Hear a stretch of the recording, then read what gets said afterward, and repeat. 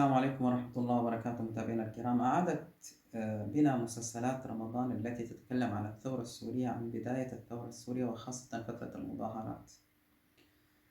وحينما أتذكر تلك الأيام وحينما أمر مع تلك السنوات في رحلة الزمن، أستغرب أن كل ما حدث من حجم هائل من الظلم والاستبداد والاستعلاء على كل القيم الإنسانية، أستغرب كيف لم يتحول. وأنا هنا أوجه خطابي لأبناء الثورة السورية وأهالي أبناء الثورة السورية، كيف لم يتحولوا إلى وحوش من حجم الظلم والاستبداد الذي عاشه هؤلاء.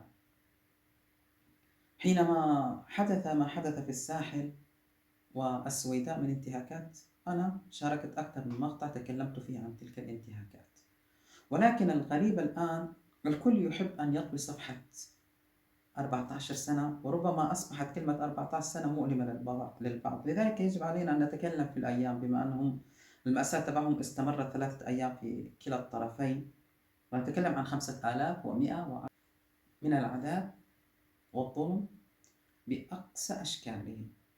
حينما تعود بنا الذاكرة إلى تلك الأيام فلتتذكر كل امرأة حرة، أن هناك حرة كانت تغتصب في سجون بشار الأسد على يد الشبيحة وأجهزة الأمن، تغتصب وتموت من الاغتصاب، أو تغتصب وتحمل داخل السجن وتلد داخل السجن.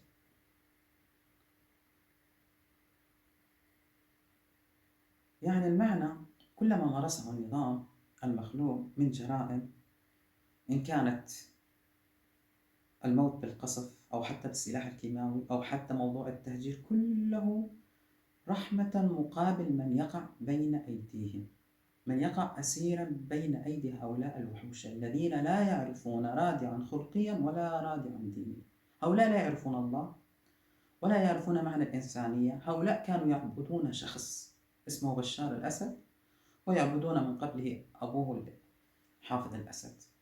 كانت مستوى الإجرام الذي يحدث في السجون يفوق مستوى حتى أفلام الرعب التي تعتمد على البنية الدرامية تبعتها على الخيال المطلق.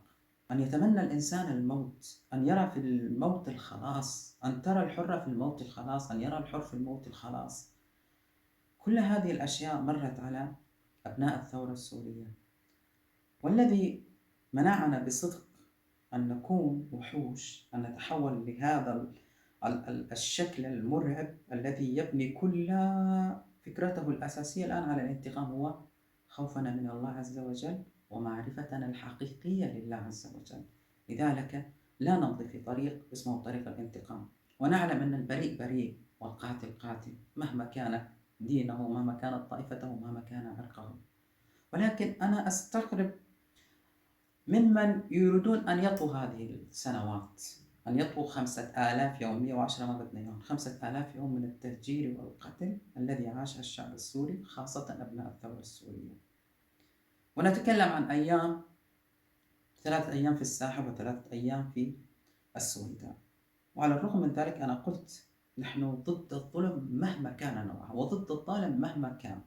ونعلم أيضا ونؤكد أيضا أن من بين الشبيحة كانوا من أهل السنة والجماعة، ومن بين من كان يقتل وأيضا في السجون أيضا من أهل السنة والجماعة. ولكن العصب الحقيقي الذي كان يبني عليه النظام المخلوع بنيته الأمنية هو من الطائفة العلوية، وهذه حقيقة. والسلطة الحقيقية كانت أيضا بين أيدي هؤلاء، لأن النظام كان لا يثق بأحد آخر سوى هذه الطائفة. لذلك بدأ حافظ الأسد منذ استلامه السلطة باستبعاد الضباط السنة وجلب ضباط علوية. طبعا هذا الكلام لا ينطبق على جميع الطائفة العلوية، لأننا نحن نعرف الطائفة العلوية وتعايشنا مع الطائفة العلوية. هناك قسم من الطائفة العلوية ليس له علاقة بهذا الموضوع لا من قريب ولا من بعيد، يجاهد في حياته كما يجاهد بقية أبناء الشعب السوري بحثا عن حياة كريمة، عن لقمة العيش. ولكن القسم الآخر وهو القسم الأكبر كان مرتبط مع النظام. وأنا أذكر حوادث شخصية لمن كانوا معنا في العمل وفي الحياة، إن كانوا في جانب العملي أو كان في جانب الدراسة أو في جانب الجيرة أو ما شابه ذلك. أذكر أن هناك الكثير من الأحرار من الطائفة العلوية. أذكر أنا في عملي كانت هناك زميلة إلي واسمها باسمة زيد. باسمة زيد منذ البدء كانت مع الثورة السورية. كنت أتظاهر وهي كانت زميلتي في العمل، وكنت أتكلم لها عن المظاهرات التي كانت تحدث في البدء، وهي امرأة علوية وكانت تناصر فكرتي. وهناك أيضا شخصيات أخرى أتذكرها أيضا كانت ممن تأثروا بما يحدث داخل سوريا. وجانب آخر مع الأسف، ولي زميل أيضا كان في العمل أيضا وهو مهندس علوي، اتخذ التشبيح مهنة وترك العمل واعترف بلسانه أنه قتل ما يقارب 7 أشخاص خلال المظاهرات، وهو مهندس زراعي. قتل 7 أشخاص ويقول أن القتل، كنت أظن أن القتل صعب، ولكن القتل كان صعب فقط في المرة الأولى، ثم يصبح بعد ذلك سهلا. طبعا هذا الاعتراف لم يملئه لي أنا، بل تكلم لشخص كان مع الأسف سني ومؤيد للنظام، فتفاجأ هذا الشخص بحجم الإجرام الذي كانت تنكره قناة الدنيا والقناة الأخبارية السورية وما شابه ذلك. فانصدم وأتى وشرح لي ما كان يتحدث به هذا الشبيح. المعنى ما حدث في الساحل وما يحدث في السويداء وما حدث في السويداء، والله لم يهجر أحد. أنا هجرت مرتين يا أخوتي. هجرت من دمشق التي كنت أعيش وأسكن فيها، ثم هجرت من محافظة دير الزور. بعد أن هربت من دمشق إلى دير الزور أيضا هجرت من دير الزور. لست أنا وحدي من هجرت، بل عائلتي بالأكمل. طبعا هجرنا ولم نحول المسألة إلى مسألة انتقام، بل على العكس تماما، ما زلنا نتكلم بالوطن. وأذكر حوادث يرشد الله عز وجل على حقيقة تلك الأحداث. أن في بداية الثورة السورية حينما كنا نتظاهر، أنا في البدء كنت أتظاهر في العاصمة دمشق، ولكن المظاهرات كانت قليلة وعلى فترة قصيرة، ثم أغلق النظام المخلوع دمشق، ثم بدأت التظاهر في الكسوة. والله يا أخوتي، في المظاهرات الأولى التنسيقيات التي كانت تشرف على المظاهرات كانت تصنع مشاهد غير حقيقية في سبيل الحفاظ على وحدة الشعب السوري. وأذكر أن هذه التنسيقيات كانت تخاطب المتظاهرين بأن رسالة قد أتت من حفيد صالح العلي، وأنه مع الثورة ومؤيد للثورة، ورسالة أخرى من حفيدة سلطان باشا الأطرش وأنها أيضا مع الثورة ومؤيدة للثورة، مع أن حفيدة سلطان باشا الأطرش تكلمت فعلا فيما بعد أنها مع الثورة السورية، تكلمت في ذلك الوقت.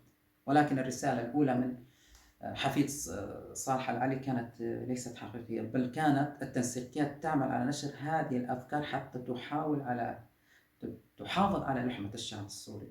وأذكر أيضا في إحدى المظاهرات كانت المظاهرة كبيرة وحاشدة جدا، فانتقلت من الشارع الذي كانت تتظاهر فيه إلى الشارع آخر، وكان هذا الشارع يحتوي الأبنية العسكرية للضباط العلويين في منطقة الكسوة. وكان أبناء هؤلاء الضباط يصعدون على سقف الأبنية وينظرون إلى المظاهرات من الأعلى، وكانوا يحملون صور لحافظ الأسد أتذكرها إلى هذا اليوم. فالتفت المتظاهرين وأنا كنت خائف وقتها، كنت خائف، لا أريد أن تأخذ المسألة أو الثورة منهج طائفي على الرغم من القتل الذي يتم على الهوية.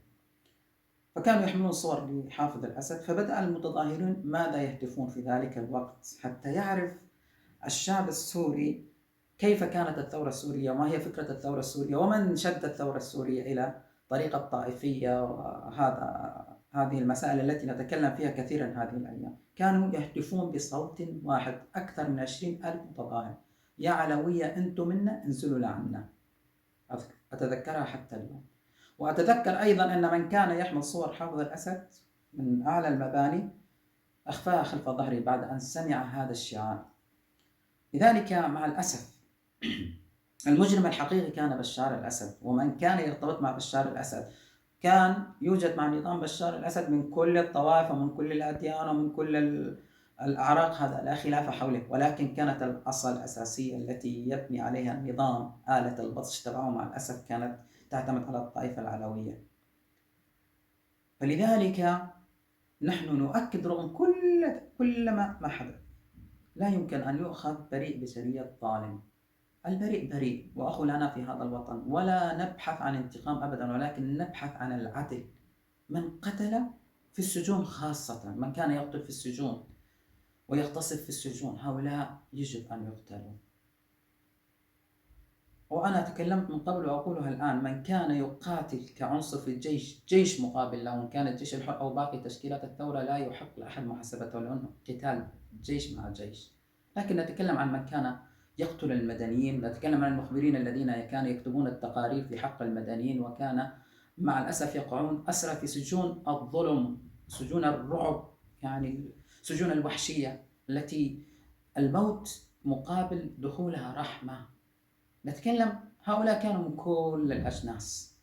لذلك أنا قناعتي الشخصية يجب أن يحاسب الشبيح السني قبل الشبيح العلوي، وأن يحاسب المجرم السني قبل المجرم العلوي. لماذا؟ لأن العدل هكذا.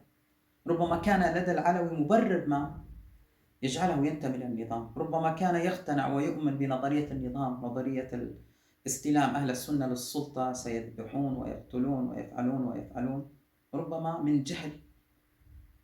ولكن ما كان عذر السني حتى يقاتل تحت راية النظام ويقتل أهله. والكل كان يعرف هذه الحادثة تكررت في أكثر من منطقة، يرسلون أبناء حمص إلى دير الزور، أبناء دير الزور إلى حماة، أبناء درعا إلى مناطق أخرى، وحدثت في كل المحافظات. فبالمقابل نحن نبحث عن العدل، ولا نناصر الظلم ولا نناصر الظالمين. وكان شعارنا في البدء رفع الظلم عن الشعب السوري، وما زال الشعار مستمرا. أنا إلى جانب كل بريء ومعصوم داخل هذا البلد، بغض النظر عن انتمائه، بغض النظر عن عرقه، لأن كما قلت منذ قليل نحن نخاف الله ونخاف الظلم. وتكلمت من قبل أن الله عز وجل في الحديث القدسي يقول: يا عبادي لقد حرمت الظلم على نفسي وجعلته بينكم محرما فلا تتظالموا. ولا تزر وازرة وزر أخرى. لذلك يجب أن يكون المنهج الحقيقي داخل الدولة السورية هو منهج العدل والبحث عن المجرمين وحماية الأبرياء من كل المكونات السورية. والسلام عليكم ورحمة الله وبركاته.